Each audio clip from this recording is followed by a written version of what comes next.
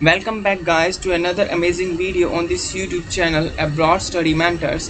और आज की इस वीडियो में हम बात करेंगे कि हम कनाडा स्टडी परमिट के लिए SOP किस तरह से लिख सकते हैं, या आप इस तरह से भी कह सकते हैं कि हम कनाडा स्टूडेंट वीज़ा एप्लीकेशन के लिए SOP किस तरह से लिख सकते हैं। So basically SOP is one of the most important documents that has to be submitted with your Canada study permit or you can say Canada student visa application। जो SOP है गाइस, एक बहुत इंपॉर्टेंट हिस्सा है आपकी Canada study permit application का। आप SDS apply करें या आप नॉन SDS अप्लाई करें, SOP is a must document you have to provide with your Canada study permit application. So let's start the video without any delay. So सबसे पहले जो Canada study permit application के लिए SOP लिखते वक्त हमें करना है, हमें अपनी SOP को रेफ़र करना है to the visa officer and let's proceed further. अब इसकी फर्स्ट पैराग्राफ की बात करते हैं SOP की। जो फर्स्ट पैराग्राफ है इसमें हमें क्या क्या डिटेल्स इंक्लूड करनी है। जो फर्स्ट पैराग्राफ होगा SOP का गाइस, उसमें हमें मेंशन करना है अपनी पर्सनल डिटेल्स को। और पर्सनल डिटेल्स में आएंगी, हमारा नाम आ जाएगा, हमारा पासपोर्ट नंबर आएगा, हमारी कंट्री ऑफ रेजिडेंस आएगा, हमारी सिटीजनशिप आएगी, हमारी डेट ऑफ बर्थ आएगी। इसके अलावा फर्स्ट पैराग्राफ में आप अपनी फैमिली डिटेल्स को भी इंक्लूड कर सकते हैं। और फैमिली डिटेल्स में आप डाल सकते हैं आपकी फैमिली में मेंबर्स कितने हैं, उनका नाम क्या है, उनका रिलेशन क्या है आपसे। इसके अलावा आप उनकी ऑक्यूपेशन डिटेल्स को भी इंक्लूड कर सकते हैं अपनी SOP की फर्स्ट पैराग्राफ में।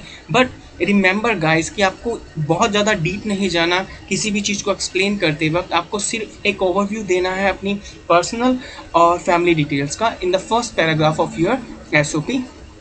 इसके बाद हम सेकंड पैराग्राफ पे आ जाते हैं SOP के। जो सेकंड पैराग्राफ है SOP का, इसमें हमें कौन कौन सी डिटेल्स इंक्लूड करनी है गाइस। सेकंड पैराग्राफ में हमें इंक्लूड करनी है हमारी प्रीवियसली कंप्लीटेड एकेडमिक क्वालिफिकेशन की डिटेल्स। सबसे पहले हमें लेवल 10th की जो भी डिटेल्स हैं हमारी, वो इंक्लूड करनी है कि कौन से स्कूल से हमने लेवल 10th अपना क्लियर किया है या कंप्लीट किया है, कौन सा बोर्ड ऑफ एग्ज़ाम था, हमारी परसेंटेज क्या थी, या कितना GPA या कितना CGPA हमने अचीव किया है, और कौन से ईयर में हमने लेवल 10th क्लियर किया। इसके बाद हमें 12th का एक्सप्लेन करना इन द सिमिलर वे। इसके बाद अगर हमने बैचलर्स या मास्टर्स की है तो इसी तरह से इसी फॉर्मेट में हमें उनकी डिटेल्स भी मेंशन करनी है। Firstly you have to explain your lowest level of qualification, जो भी आपने अचीव की है। 10th हमारी स्टार्टिंग हमेशा 10th से कीजिएगा, 10th से बिलो की डिटेल्स मेंशन करने की कोई ज़रूरत नहीं है, आपको 10th से शुरू करना है। And go to the highest level of qualification you have completed, कि आपकी जो भी हाईएस्ट क्वालिफिकेशन है 10th से लेके वो हाईएस्ट लेवल की जो क्वालिफिकेशन है उसको एक्सप्लेन कर दीजिएगा। ओके, इसके अलावा यहाँ पे सेकंड पैराग्राफ में आप अपना जो भी इंग्लिश लैंग्वेज स्कोर आपने अचीव किया है वो उसकी डिटेल्स डालेंगे। आप मान लीजिए आपने IELTS का एग्ज़ाम दिया है तो आपका ओवरऑल बैंड स्कोर क्या था और आपका इंडिविजुअल स्कोर क्या था, रीडिंग में, लिसनिंग में, स्पीकिंग में एंड राइटिंग में, वो भी आप इंक्लूड कर सकते हैं। इसके अलावा आप डेट मेंशन कर सकते हैं, किस डेट को आपने IELTS का या PT का या TOEFL का या अदर जो भी इंग्लिश लैंग्वेज एग्ज़ाम आपने दिया है वो कब दिया था। ठीक है गाइस। इसके अलावा सेकंड पैराग्राफ के अंदर आपको अपना मोटिवेशन मेंशन करना है कि आप फर्दर स्टडी क्यों करना चाहते हैं या आप पर्टिकुलर फील्ड में ही स्टडी क्यों करना चाहते हैं। ये चीज़ आपको सेकंड पैराग्राफ में ही मेंशन करनी है। ओके गाइज, यहाँ इस प्रेजेंट SOP के अंदर जो स्टूडेंट है उसने चूज़ किया है इलेक्ट्रिकल इंजीनियरिंग डोमेन को स्टडी के लिए। तो उसका रीज़न क्या था वो इसने यहाँ मेंशन किया है कि उसको यहाँ से मोटिवेशन मिला for further studies in domain of electrical engineering या इलेक्ट्रॉनिक्स की जो भी उसने चूज़ किया है कोर्स।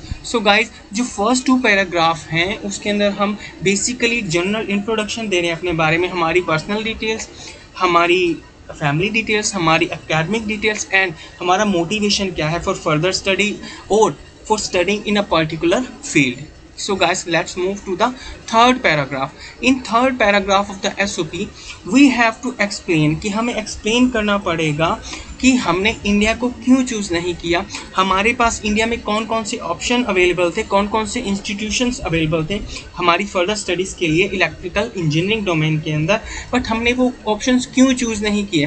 गाइज, यहाँ पे कोई भी कॉपी पेस्ट रीज़न मत उठा के डाल देना, नेट से कुछ भी रीज़न मत डाल देना जो भी कॉपी पेस्ट हो।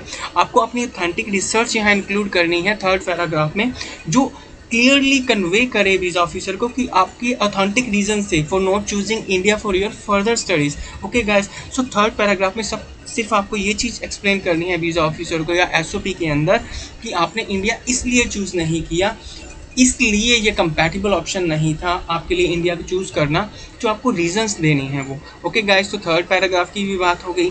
Now let's proceed further. After this you have to explain why you have chosen Canada for your further studies, okay, over other destination. Suppose US में भी इंस्टीट्यूशन है, UK में भी इंस्टीट्यूशन है, ऑस्ट्रेलिया में भी institution है जो इलेक्ट्रिकल इंजीनियरिंग डोमेन में, इलेक्ट्रॉनिक्स फील्ड में कोर्सेज प्रोवाइड करते हैं, बट आपने कनाडा ही चूज़ क्यों किया?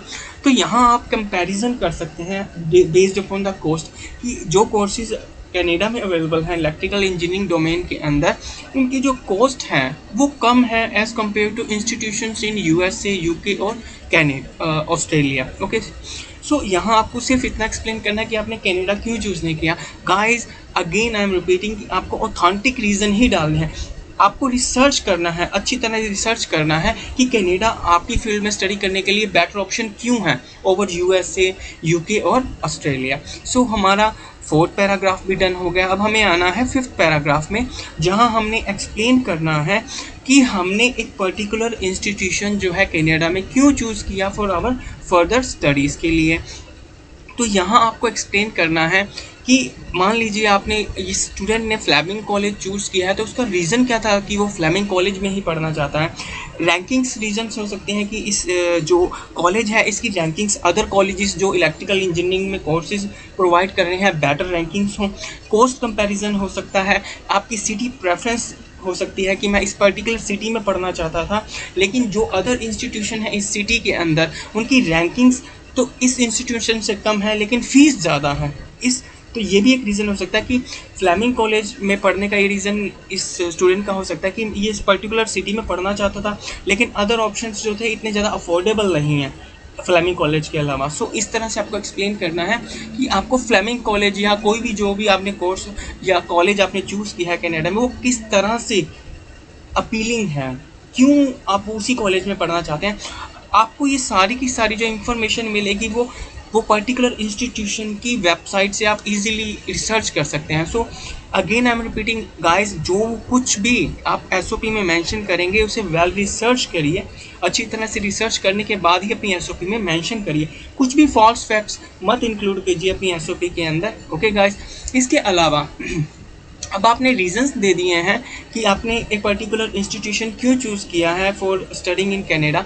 इसके बाद आपको एक्सप्लेन करना है कि जो कोर्स आपने चूज़ किया है वो आपको किस तरह की स्पेशल स्किल्स प्रोवाइड करेगा और वो स्किल्स जो हैं आपको किस तरह से फ्यूचर में हेल्प करेंगी। सो यही यहाँ पे एक्सप्लेन कर देना है इसी सेम पैराग्राफ में कि आपने इसलिए ये जो diploma course in electrical engineering technician ये जो चूज़ किया है स्टूडेंट ने, ये क्यों किया था, किस तरह की स्किल्स ये उसे प्रोवाइड करेगा। तो इस तरह से एक्सप्लेन करना है कि आपको वो पर्टिकुलर जो भी आपने कोर्स चूज़ किया उस कॉलेज के अंदर या इंस्टीट्यूशन के अंदर वो किस तरह के स्किल्स प्रोवाइड करेगा और किस तरह से आपकी हेल्प करेगा वो स्किल्स प्रोवाइड करके towards your future plans. Okay guys, so इसके बाद आपको एक ब्रीफ में आपका जो कोर्स है उसका कोर्स कंटेंट डाल देना है इस पैराग्राफ के बाद, जहां आपने एक्सप्लेन किया कि आपने पर्टिकुलर कॉलेज क्यों चूज़ किया या इंस्टीट्यूशन क्यों चूज़ किया।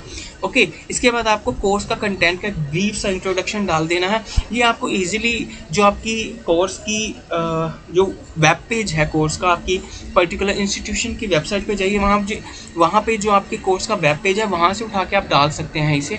ओके गाइस, तो now the most important part पे आ जाते हैं हम एसओपी के, हमारे future career plans. So guys, हमारी फ्यूचर करियर प्लान्स के अंदर हमें किस तरह से एक्सप्लेन करना है। सबसे पहली बात जो हमेशा मैं कहूँगा कि ऑलवेज मेंशन कि after completing my studies I will come back to my home country. Okay guys, सबसे पहली बात तो यही मेंशन करनी है कि मैं स्टडीज़ कंप्लीट करने के बाद कनाडा में अपने जो मेरी कंट्री है, मेरी होम कंट्री है, मैं वापस आऊँगा और जो मेरा फ्यूचर करियर प्लान्स हैं वो मैं अपनी होम कंट्री में ही अब आगे का एम्प्लॉयमेंट देख रहा हूँ। तो इस तरह से एक्सप्लेन करना है। सो बेसिकली स्टार्ट कैसे करेंगे, सबसे पहले तो यही चीज़ आप मेंशन करेंगे कि मैं इंडिया, या अगर मान लीजिए ये स्टूडेंट जो है इंडिया से आता हो तो इंडिया वापस आएगा। एंड आफ्टर दैट जो कोर्स इसने स्टडी किया है वो कोर्स करने के बाद ये कौन कौन सी डेजिग्नेशन पे काम कर सकेगा, वो चीज़ यहाँ मेंशन कर देनी आपको डेजिग्नेशन की। इस तरह से इन डेजिग्नेशन पे मैं काम कर सकूँगा विद दैट पर्टिकुलर क्वालिफिकेशन जो मैंने कंप्लीट की है।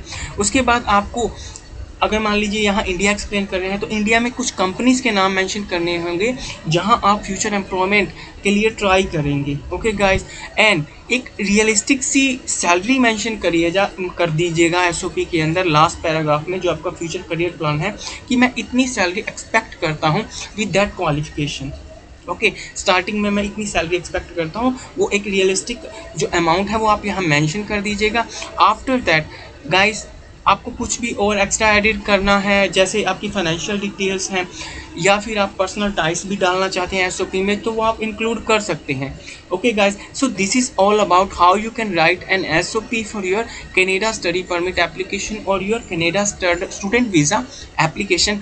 If you like the video guys, please hit the like button and do subscribe the channel for more incoming videos on studying abroad, queries and opportunities. Thank you guys.